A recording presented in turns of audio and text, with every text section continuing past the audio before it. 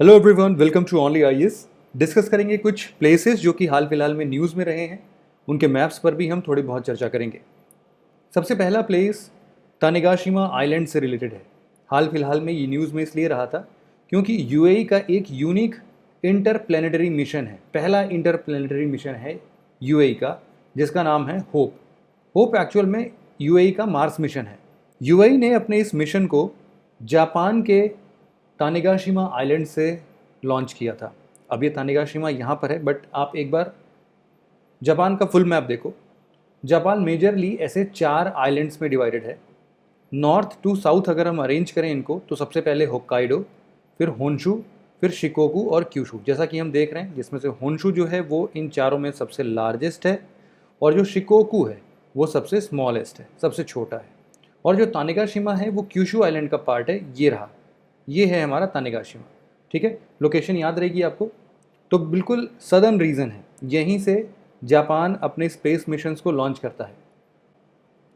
अगला प्लेस जो हमारा न्यूज़ में है वो है mount Sinabung. Mount Sinabung Indonesia का एक वॉल्केनिक माउंटेन है। हाल फिलहाल में ये अभी एक्टिव हो गया। न्यूज़ में इसलिए रहा है क्योंकि पिछली बार जब ये एक्टिव हुआ था 2010 में, तो ये 400 साल बाद एक्टिव हुआ था और वापस से अभी ये एक्टिव हुआ है। जैसा कि हमें पता है कि जब हम सरकम पैसिफिक बेल्ट की बात करते हैं, मतलब कि अगर हम नॉर्मली ये चाइना वाला और इधर से अगर हम नॉर्थ अमेरिका और ये सारी चीज़ें देखते हैं, तो ये वाला जो पूरा रीजन है सरकम पैसिफिक जिसको बोलते हैं हम लोग, इसको हम लोग बोलते हैं रिंग ऑफ फायर। ये जो रिंग ऑफ फायर रीजन है ये इसलिए है क्योंकि प्लेट टेक्टोनिक मूवमेंट्स यहाँ की ऐसी है कि वो एक दूसरे के ऊपर चढ़ती है, और जब भी ऐसा होता है तो यहाँ पर वोल्केनिक इरप्शंस होते हैं इनके बॉर्डर एरियाज़ पर। तो इसीलिए ये जो इंडोनेशिया वाला रीजन है ये भी इसी रिंग ऑफ फायर में ही कैलकुलेट होता है। यहाँ पर एक बार मैप में देख लेते हैं, एक बार रिलेटिव लोकेशन देख लेते हैं सभी चीज़ों का। जैसे कि आप देखो, इंडोनेशिया के अंदर आप 2-3 चीज़ें याद रखो, एक तो सुमात्रा, एक जावा और एक बोर्नियो। हमेशा याद रखना, जैसे यूपीएससी में एक बार क्वेश्चन आया था कि ये जो अंडमान एंड निकोबार आइलैंड है उससे सबसे नियरेस्ट आइलैंड कौन सा है, तो आंसर था उसका सुमात्रा। आप देखोगे कि यहाँ वाला जो एक रीज़न देख रहे हो आप, यही कुछ रीज़न होगा हमारा यहाँ पर, ये वाला रीज़न अंडमान एंड निकोबार का बिल्कुल सदर्न टिप होगा ये। इसके बाद माउंट सिनाबग सुमात्रा रीजन में है। मलेशिया यहाँ पर है। इसके ऊपर आप देखना कि अगर एक प्रॉपर अरेंजमेंट करना हो आपको, थाईलैंड, फिर उसके बाद आएगा मलेशिया, उसके बाद आएगा सिंगापुर, और फिर आएगा आपका सुमात्रा। यहाँ से एक और रीज़न है साउथ चाइना सी, जो कि ऊपर है थोड़ा सा, वो भी डिस्प्यूटेड टेरिटरीज़ हैं। वो आप लोगों ने पूरे साल भर 3-4 सालों से न्यूज़ में चल रहा है। इसके अलावा आप यहाँ देखो एक और नेशन ब्रुनेई। इतनी चीज़ें आपको रिलेटिव लोकेशंस में याद रखनी है। अगला इंपॉर्टेंट प्लेस हमारा रीयूनियन आइलैंड है। यहाँ पर रीयूनियन आइलैंड न्यूज़ में इसलिए रहा क्योंकि अभी हाल फिलहाल में इंडिया और फ्रांस ने यहाँ पर पहली बार जॉइंट पेट्रोलिंग की है, तो इसीलिए रीयूनियन आइलैंड थोड़ा सा न्यूज़ में रहा है। लेकिन हमें इससे ज़्यादा बढ़ के इसके रेस्पेक्टिव लोकेशंस को देखना पड़ेगा। थोड़ा रिलेटिव लोकेशन के लिए हम यहाँ पर आते हैं। यहाँ पर अगर कोई हमसे स्पेसिफिकली पूछता है, यहाँ पर कुछ इंपॉर्टेंट आइलैंड्स के नाम हैं जो कि इंडियन ओशन में पाए जाते हैं, और यूजुअली ये हमेशा न्यूज़ में रहते हैं, तो आप एक बार खुद भी देख लो। मालदीव्स चूँकि और ऊपर के रीजन में है तो इसको ऊपर ही कंसिडर करेंगे। उसके बाद आता है सेशल्स, फिर उसके बाद है आपका जम्शन आइलैंड, फिर है डियागो गार्सिया, फिर यहाँ पर आपको मिलेगा मेडागास्कर, ये तो आपको पता ही है, और मॉरिशस के ठीक नीचे यहाँ पर आपको मिलेगा रीयूनियन आइलैंड। ठीक है, तो नॉर्थ टू साउथ अगर अरेंज करने की बात की जाएगी तो सबसे ऊपर अगर मैं आपसे एक क्वेश्चन पूछूं कि सेशल्स, डियागो गार्सिया, मॉरिशस और रीयूनियन आइलैंड, इसको नॉर्थ से साउथ अरेंज करो, तो ऑलरेडी नॉर्थ से साउथ अरेंज है। सबसे ऊपर आएगा सेशल्स आएगा, उसके बाद डियागो गार्सिया आएगा, और उसके बाद मॉरिशस आएगा, और फिर रीयूनियन आइलैंड आएगा। इस बार ये जो इंडियन ओशन है, इस पूरे आइलैंड्स को हम इंपॉर्टेंट समझ सकते हैं क्योंकि इसके बहुत सारे आइलैंड न्यूज़ में रहे हैं। डियागो गार्सिया भी न्यूज़ में रहा है, सेशल्स भी न्यूज़ में रहा है, और अब रीयूनियन आइलैंड भी न्यूज़ में रहा है। ठीक है, तो इसीलिए इन सभी के रिलेटिव पोजीशंस को आप जरूर से याद रखना। अगला इंपॉर्टेंट प्लेस हमारा गैलापागोस आर्चीपेलागो से है। सबसे पहले तो आप ये समझो, आर्चीपेलागो का मतलब क्या होता है? Group of islands. बहुत सारे आइलैंड्स का जब एक साथ हम लोग बोलते हैं तो उनको आर्चीपेलागो से रिफर करते हैं। न्यूज़ में क्यों रहा वो तो इतना इंपॉर्टेंट नहीं है, क्योंकि न्यूज़ में इसलिए रहा था क्योंकि गैलापागोस आइलैंड के पास में, बहुत पास में, चाइनीज़ के फिशिंग वेजल्स देखने को मिले थे। चूँकि गैलापागोस आइलैंड जो है ना वो इक्वेडोर का एक्सटेंडेड टेरिटरी है। यहाँ पर अगर चाइनीज़ फिशिंग वेजल्स दिखेंगे तो ऑब्वियस सी बात है इक्वेडोर को प्रॉब्लम होगी ही होगी, इसीलिए न्यूज़ में था। मुद्दा ये नहीं है, मुद्दा ये है, आपको दो बातें जो यहाँ से याद रखनी है। सबसे पहला ये कि गैलापागोस आर्चिपेलागो यूनेस्को का वर्ल्ड हेरिटेज साइट है। दूसरी इंपॉर्टेंट बात यह है कि गैलापागोस आइलैंड के ऊपर से इक्वेटर होके गुजरता है। मतलब कि ये फोटो देखो आप, यहाँ पर देखो ये रहा इक्वेटर और ये गैलापागोस आर्चिपेलागो है जिसके अंदर बहुत सारे आइलैंड्स हैं, लेकिन इनके ऊपर से इक्वेटर गुजरता है। हमें ये तो पता है कि साउथ अमेरिका में ऐसे 3 कंट्रीज़ हैं जहाँ पर ये इक्वेटर होके गुजरता है। कौन कौन से हैं? बिफोर क्राइस्ट एरा से आप याद कर सकते हो, BCE। इसमें से ये है ब्राज़ील, यहाँ पर आता है कोलंबो और ये है इक्वाडोर। तो इक्वेडर जो है वो तो चलो ठीक है, यहाँ पर हमें पता है कि गैलापागोस आइलैंड जो है या आर्चिपेलागो जो है वो इसी का पार्ट है, बट स्टिल अलग से भी ये बात पता होनी चाहिए।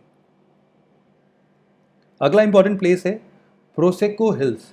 प्रोसेको हिल्स, जैसा कि आप ये मैप देख के समझ चुके होंगे कि ये कहाँ पर है, इटली में है, बस इतना ही याद रखना है। और ये भी यूनेस्को का एक वर्ल्ड हेरिटेज साइट है।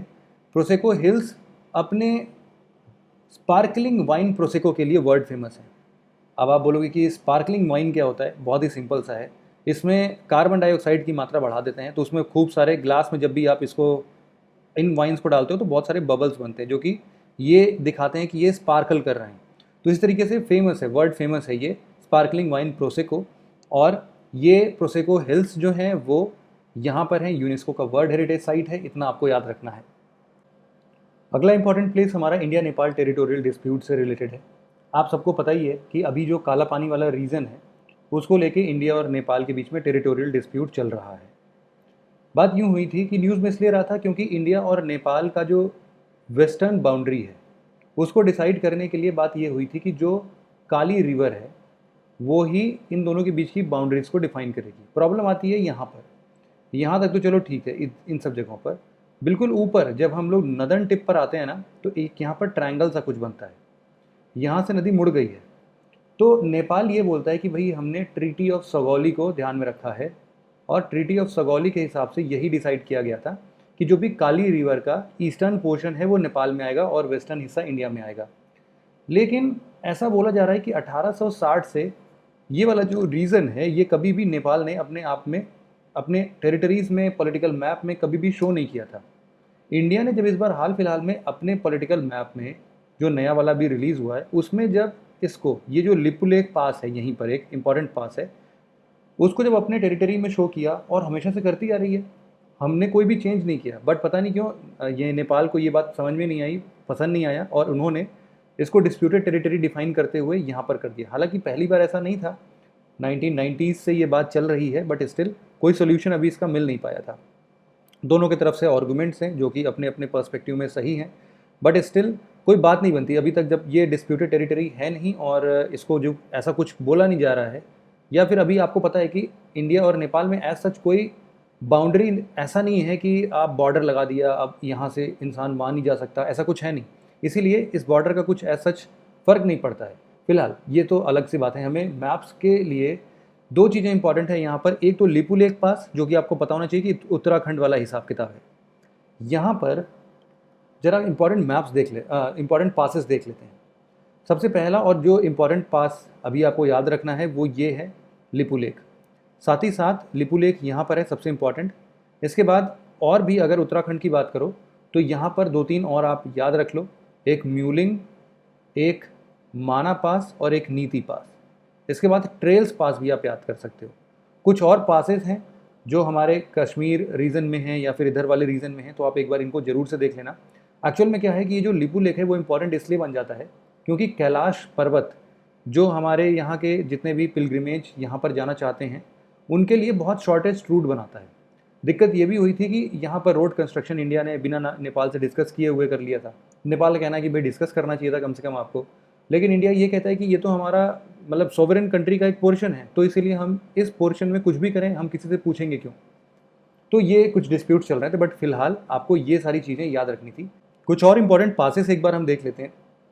स्टेट वाइज अगर देखें, जम्मू एंड कश्मीर में इंपॉर्टेंट कौन कौन से हैं, एक है खारदुंगला, इसके बाद है बर्जील पास, यहाँ पर है बर्जील पास, ये है पीर पंजाल पास, ये है बनिहाल पास, और इसके बाद और इम्पॉर्टेंट एक अघिल पास इम्पॉर्टेंट है हमारे लिए, और बस इतना बहुत है।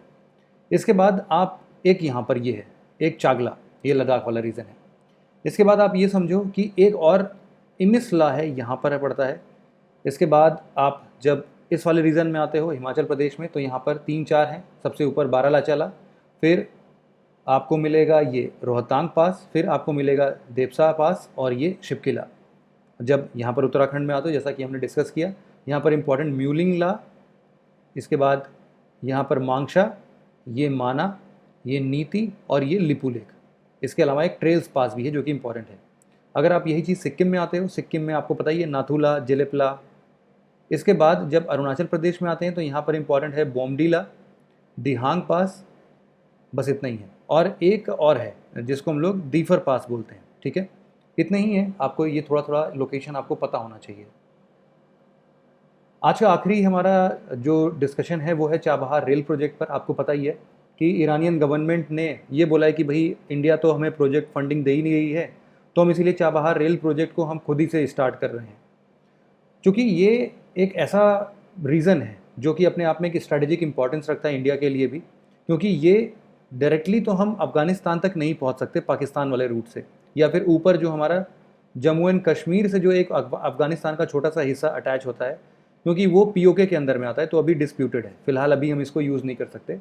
तो इंडिया ने अल्टरनेटिवली ये समझा कि हम यहाँ से सीधे चाबहार पोर्ट पर पहुँचेंगे। चाबहार मतलब ईरान में है, और ईरान से एक रोड कनेक्ट करेंगे, रेल और रोडवेज कनेक्ट करेंगे, जो कि अफ़गानिस्तान के दिलाराम तक जाएगा, और यहीं से हम एक गार्लैंड ऑफ रोड बनाएंगे, ठीक है। और ये पूरे अफ़गानिस्तान में हम लोग कोई भी कनेक्टिविटी अगर हमें चाहिए होगा तो हम इसको कर लेंगे। तो इसीलिए चाबहार पोर्ट न्यूज़ में रहा था। आपको ये भी बताना चाहिए कि one belt one road initiative के अंदर में चाइना यहाँ पर पाकिस्तान के ग्वादर पोर्ट से लेके ऊपर अपने जिंजुआन प्रोविंस तक कनेक्शन बना रहा था। इसका भी एक डिस्प्यूटेड फॉर्म आपको देखने को मिला ही था पीओके से जब ले जा रहा था। तो इसीलिए ये सारे न्यूज़ इंपॉर्टेंट हैं। तो बस आज के डिस्कशन में इतना ही था। आगे और भी कुछ ऐसे इंपॉर्टेंट न्यूज़ को हम साथ में लेके आएंगे।